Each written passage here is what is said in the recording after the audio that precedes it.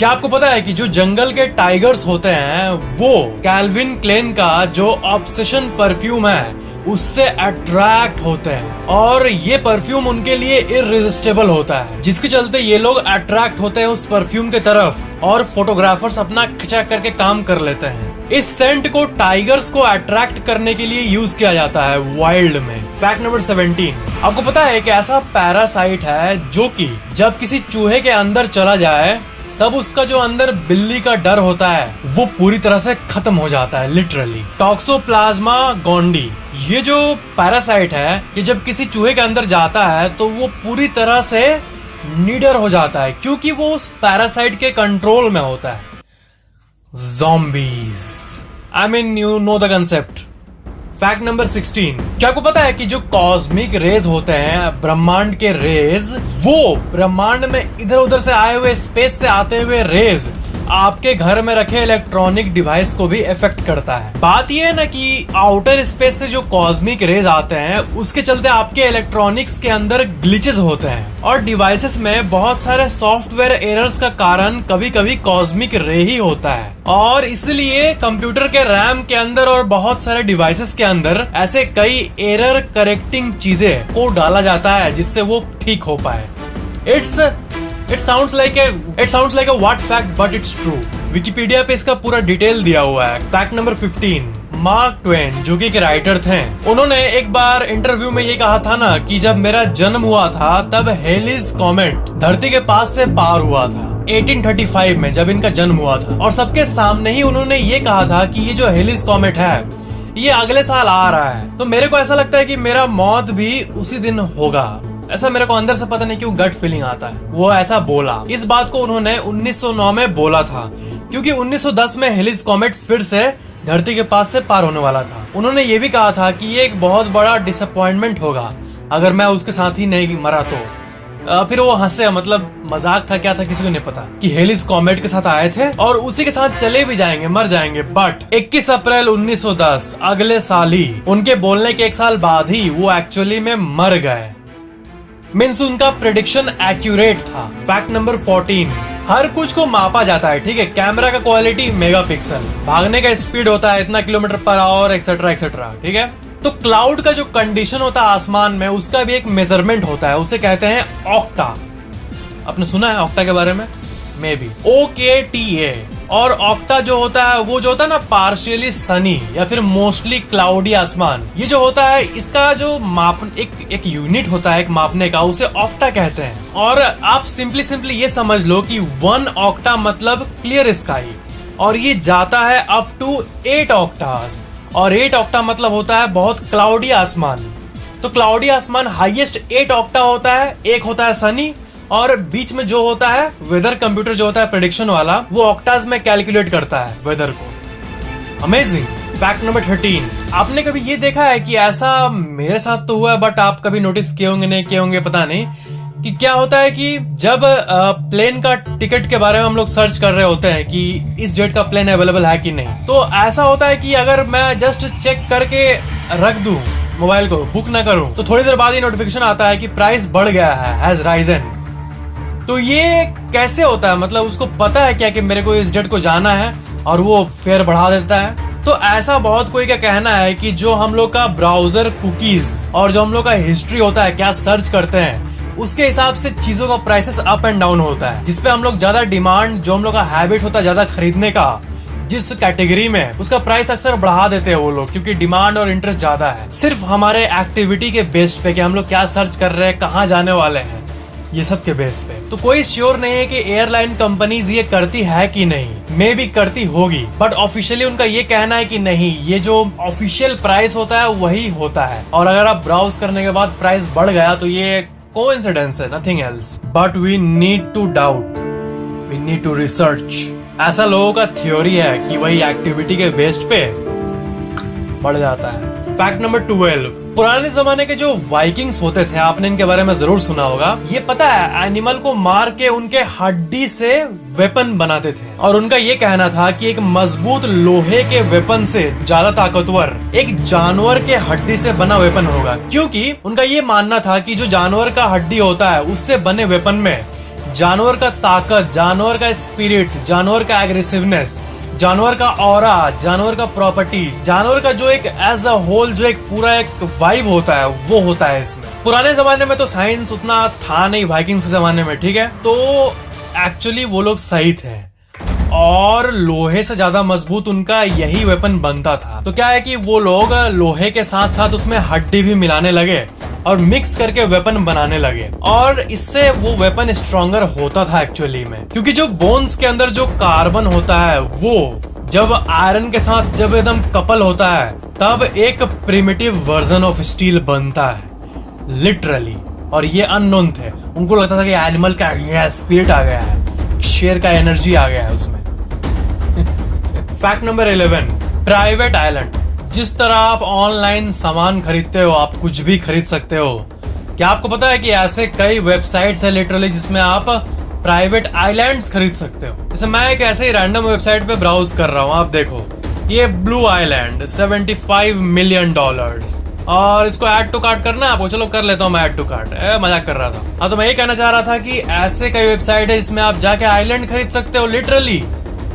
Fact number 10, हर साल का जो कैलेंडर होता है 2018, 19, 20, 21, 22 जो भी है, उस साल का जो कैलेंडर होता है वो ना ऐसा बहुत बार कोइंसिडेंस होता है कि इस साल का जो कैलेंडर है वो पहले के किसी साल से एग्जैक्टली मैच करता है, संडे मंडे के भी मामले में और बाकी मतलब सब कुछ के मामले में एकदम डिट्टो है वही कैलेंडर। जैसे साल 2021 का जो कैलेंडर है ना, वो उसके बदले आप साल 2010 का कैलेंडर भी यूज करोगे तो आप सही कैलेंडर यूज कर रहे हो, क्योंकि वो उसका लिटरली कॉपी है। साल 2021 में आप साल 2010, 1999, 1993, 1982, 1971, 1965, 1954, 1983, 1937 एंड 1926, इन सब कैलेंडर का ईयर ये पूरा डिट्टो है 2021 का।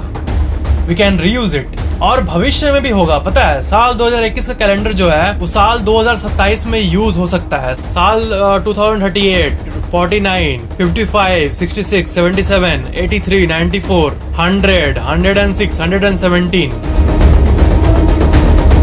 फैक्ट नंबर 9, बहुत सारे सर्वे से ये पाया गया है ना कि आप पैसों का खर्च, दो टाइप के लोग होते हैं। एक होता है जो कि दोनों में बैलेंस, अरे पहले फैक्ट तो बता दूं। एक होते हैं जो कि पैसे को मेटेरियल पोजीशन के लिए यूज करते हैं, चीजों को कलेक्ट करना, खरीदना इनके लिए, और एक होते हैं जो कि घूमने फिरने में, एक्सपीरियंस लेने में यूज करते हैं, अनुभव। तो सर्वे में ये पाया गया है कि जो लोग पैसे का यूज एक्सपीरियंसेस में करते हैं वो लोग ज्यादा खुश रहते हैं इन कंपैरिजन टू दोज जो कि मटेरियल पोजीशन के लिए यूज करते हैं। बट आप में से ज्यादातर लोग शायद बैलेंस्ड होंगे, है ना, मतलब पैसे से आप चीजों को तो खरीदते ही हो बट एक्सपीरियंस भी लेते होंगे, है ना। ये लोगों का सालों का एक्सपीरियंस का सर्वे है, so we should trust it.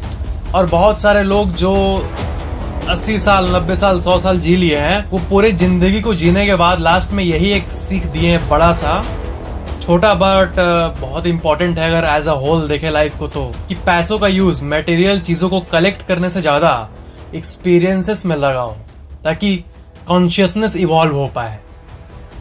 Deep था।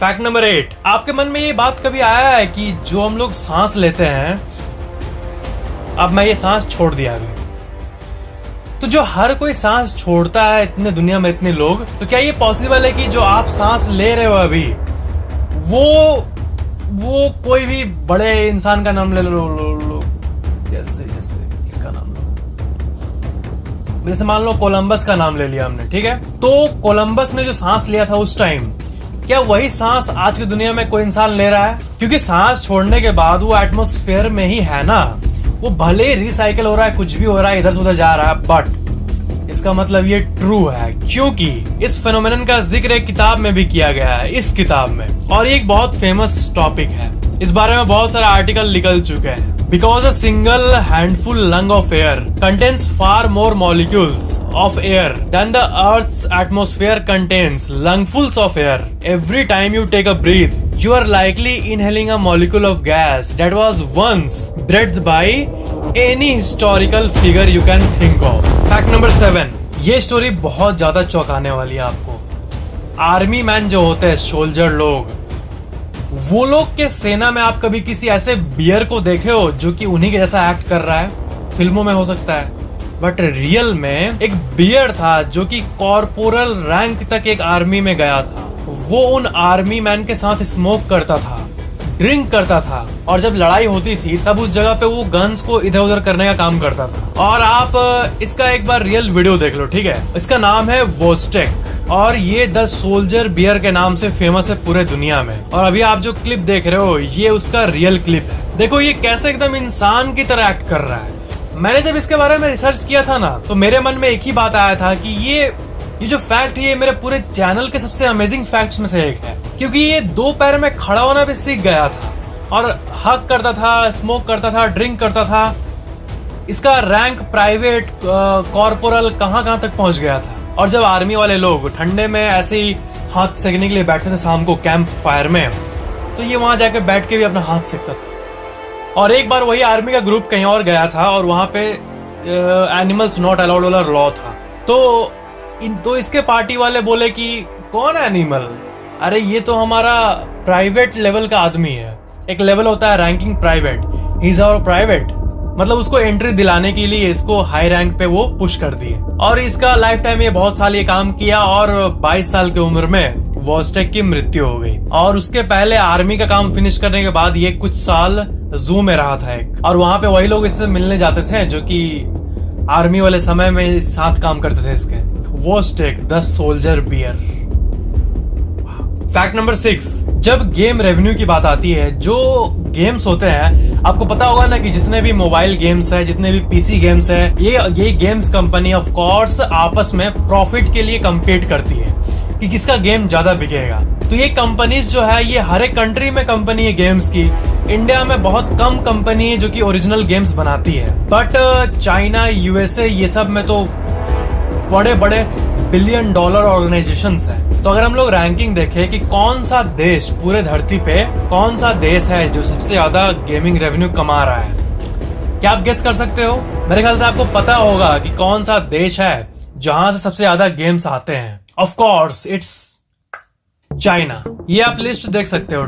चाइना नंबर 1 पे है, सेकंड में है यूएस, थर्ड में है जापान, फोर्थ में है साउथ कोरिया, फिफ्थ में Germany, UK, France, and the list goes on. Fact number 5, एक फोबिया है, आपको पता है ना, हाइड्रोफोबिया, पानी का डर, ये फोबिया उसका डर, फोबिया। तो अनूप्टोफोबिया एक डिजीज होता है, पता है? अनूप, पता नहीं लड़के का नाम कहां से आ गया इसमें, अनूप्टोफोबिया। तो अनूप्टोफोबिया मतलब fear of staying single, really. मतलब जो लोग सिंगल रहने से डरते हैं, एक फोबिया होता है, वो लोग जिंदगी में कभी सिंगल रह नहीं पाते हैं। मतलब जिंदगी नहीं, मतलब वही जवानी में, उन्हें अनूप्टोफोबिया होता है। Anuptaphobia is the irrational fear of staying single और of not being in a romantic relationship with anyone. जो लोग इस कंडीशन से सफर करते हैं, वो लोग इंटेंस एंजाइटी को फील करते हैं, और वो लोग अकेले नहीं रह पाते हैं, और ऐसे लोग कभी सिंगल नहीं रह पाते हैं। और ऐसे एक और फोबिया होता है, अजीब सा फोबिया, कि आप बिलीव करोगे क्या किसी इंसान को अपने घर से डर लग सकता है? Is this a joke? But it's a fact that oikophobia is the fear of one's own home. Really, जितने फोबियाज होते हैं ना, आपको पता है ये सीरियस डिजीजेस होते हैं, मजाक नहीं है ये। मतलब ये सब रियल है। एक फोबिया का पूरा डिक्शनरी आता है, इसमें हजारों टाइप के फोबियाज होते हैं, उसमें से सबसे स्ट्रेंज वन सही है ऑक्टोफोबिया। अपना ये अनूप भाई फोबिया, लड़के का नाम ढुका दिया अनूप। नो, किसी का अनूप नाम है तो I am sorry for it. Fact number 4, आपको मैं ये फैक्ट पहले भी बताया हूं कि लड़कियां कितने बार दिन में शीशे को चेक करती है, ठीक है, अपना फेस चेक करने के लिए। तो ऐसा ये होता है ना, रिसर्च वो अपडेट होते रहता है साल दर साल। तो जो लेटेस्ट रिसर्च है उसके हिसाब से ना, women check their reflection 8 times a day. ये 8 टाइम वाला आर्टिकल आपको गूगल में बहुत सारा मिल जाएगा। मतलब एवरेज यही है कि लड़कियां दिन में अपने फेस को 8 बार देखती है। जस्ट ग्लैंस होके पार होना वो नहीं, देख के बैठना, थोड़ा घूरना, और बहुत मतलब देर तक अच्छा खासा देखना। ये जो सेशन होता है, एक देखने वाला सेशन, ये 8 टाइम्स होता है लड़कियों का। इसका आंसर आप लोग ही मुझे बता दो लड़कियां। फैक्ट नंबर 3, जितने भी फल है दुनिया में उसमें से स्ट्रॉबेरी वही एक ऐसा फल है जिसका जो बीज होता है वो फल से बाहर होता है। बाकी दुनिया में जितने फल है ना सबका अंदर होता है बीज, ठीक है। Strawberry is the only fruit जिसका जो सीड होता है वो आउटसाइड में होता है, and that's a fact. Fact number 2, आपने ये सुना होगा ना, मैं भी कहीं आर्टिकल में देखा हूँ कि इस जगह पर मरना मना है। वो लोग क्लियर नहीं करते कि क्यों मरना मना है। मतलब मैं ये सब देखता हूँ तो मेरे को गुस्सा आता है। ऐसे बहुत सारे आर्टिकल होते हैं इसमें लिखा रहेगा इस जगह पर मरना मना है। अबे बता तो क्या कैसे एक्सप्लेनेशन। तो बात ये है ना कि एक रियल चीज होती है।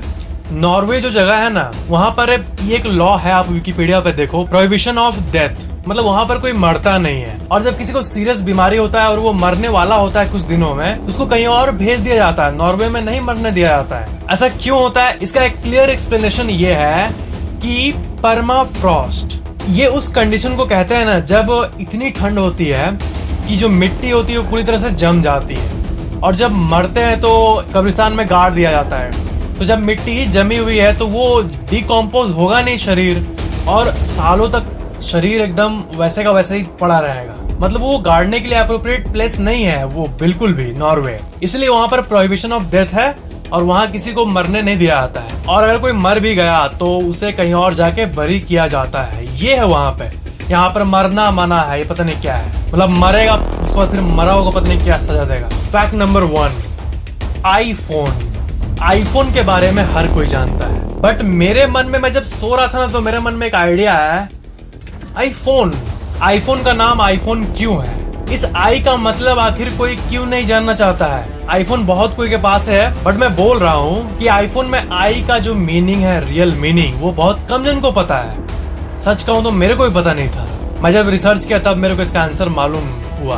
तो आईफोन का आप ऑफिशियल विकिपीडिया पेज देखोगे तब उसमें लिखा हुआ है अकॉर्डिंग टू स्टीव जॉब्स, उनके अनुसार जो आई वर्ड होता है हर चीज में, iMac, iPod, iPhone, iPad, this stands for internet, individual, instruct, inform, inspire. IPhone का इतना मतलब होता है, एक मीनिंग नहीं है इसका, बहुत मीनिंग है। मतलब आईफोन मतलब होगा इंटरनेट फोन, फिर आएगा आईफोन, इंडिविजुअल फोन, मेरा फोन, फिर आएगा इंस्ट्रक्ट फोन, फिर आएगा इन्फॉर्म फोन, फिर इंस्पायर फोन। मतलब पॉजिटिव चीजें जो है आई का मतलब वो होता है। और according to Steve Jobs officially ये होता है आई का मतलब जो आपने अभी देखा, internet, individual, instruct, inform, inspire. इस वीडियो को लाइक जरूर करना, और मैं लाइक एम्स कम रखता हूँ बट सोच रहा हूँ कि इस बार ऐसा रखूं जो कि हो सके 1-2 दिन में, मतलब हो सके 1-2 दिन में पॉसिबल हो। तो मेरे को लगता है कि 400 के लाइक्स मीन्स 4 लाख लाइक्स का गोल रखते हैं, और मेरे को लग रहा है कि ये हो जाना चाहिए 2 दिन, 3 दिन, 4 दिन के अंदर 400 के लाइक्स। तो जल्दी से लाइक मारो और इस वीडियो को 400 के लाइक तक पहुंचाओ, और वीडियो को शेयर जरूर करना, और वीडियो कैसा लगा नीचे कमेंट जरूर करना। और अगर आप नए हो तो आप चैनल को सब्सक्राइब करके बेल आइकन जरूर ऑन कर लेना, ऐसे ही और इंटरेस्टिंग वीडियोस के लिए। Thank you so much for watching this video.